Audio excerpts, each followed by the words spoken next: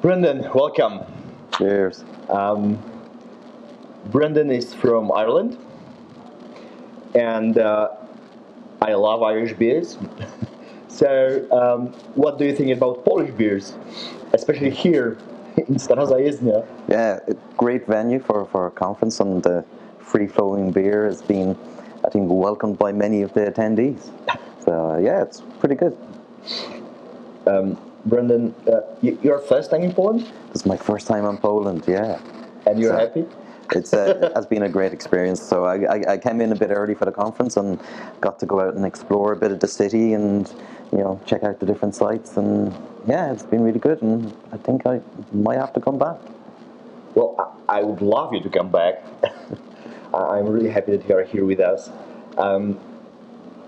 Well, we met like 2 years ago in Ireland Yeah.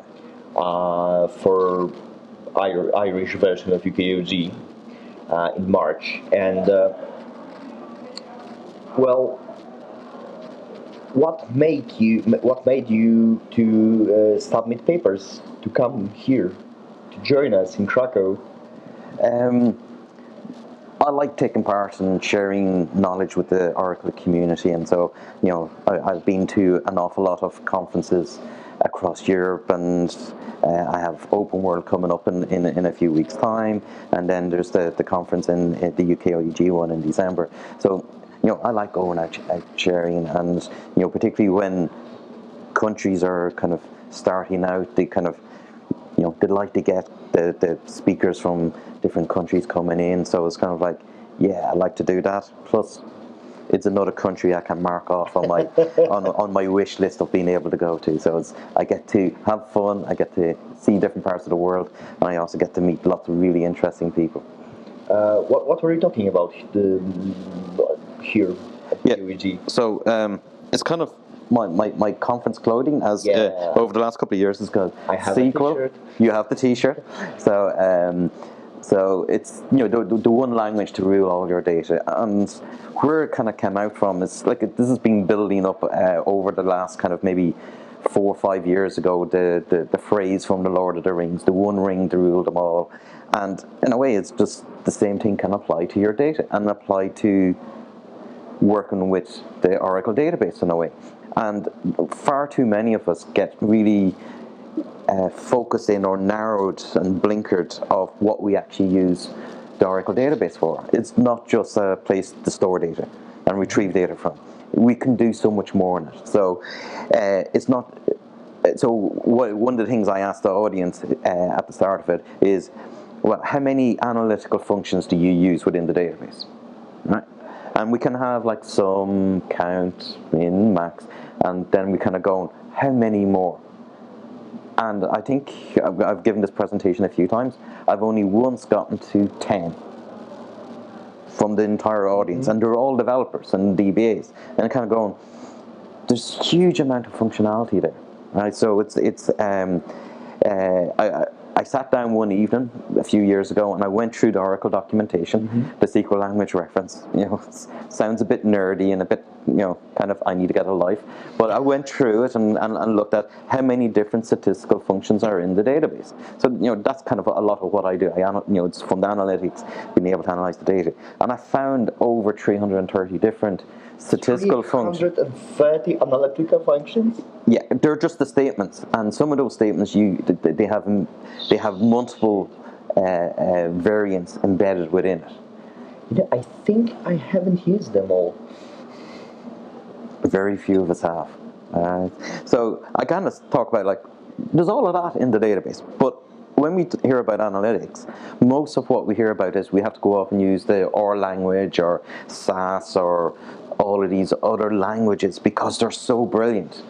They're new and trendy. They're new and trendy, so which is fair. But are we actually using the right tool to do the right thing?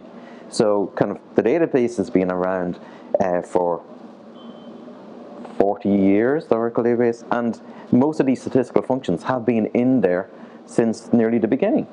All right, so it's quite a mature product, and part of the reason we don't hear too much about it is that it comes as standard with every version of the Oracle database. So once you have the Oracle database, you have all of these. right? Or the core bunch of it, and we need to go and use it. So someone made a reference earlier on is that they used a picture in the presentation of Homer that had a walnut in his brain, and it's just occupied by all that empty space. And it's just like, it's a little bit like that. Our brains, do we really use the full functionality of our brains? Like, and we're always told we don't. We only use a small percentage of it. So one of my popular phrases in that presentation is RTFM. All right, so read the... I would say for a fucking manual. Or like I say, it's the fabulous documentation. Manual. All right, the fabulous manual. There's so much in there, but like it's usually we need to do a quick Google and kind of, there's an answer, we need to go off and do something else. So by using the capabilities of the database, we can get our analytics done a lot quicker. Because we don't have to take the data out of the database into another tool or language or whatever. And, in the time that those people are off doing that, we actually have the answer. And we, in theory, we, all the people that are using Oracle, we should know SQL, right? Absolutely. So it should be a more natural way for us to do stuff than going to write something in Python or R or some kind of other fancy tool. Yeah, and once it's there in SQL, we can very easily build it into our production applications because it's just SQL. Yeah? So then that's kind of the first half of the presentation. Then the second half of the presentation looks at, well, what kind of data can we actually access through the SQL language? So I throw up a diagram of the kind of the three-tier architecture diagram from our undergrad database days of, we have our external schema, we have our conceptual schema, and then we have our kind of internal or physical schema. And in a way, all we talk about is the relational data, the tables that are in there. But we can access data via external tables. And there's a new feature in 12.2 that's really cool. We can have partitioned external tables, which makes everything run significantly quicker. We can access data that's in XML format, CSV format, JSON format as external. We can also have JSON objects in the database. So I can write one query that can query relational data, JSON data, data in an external file in one query, which is quite amazing.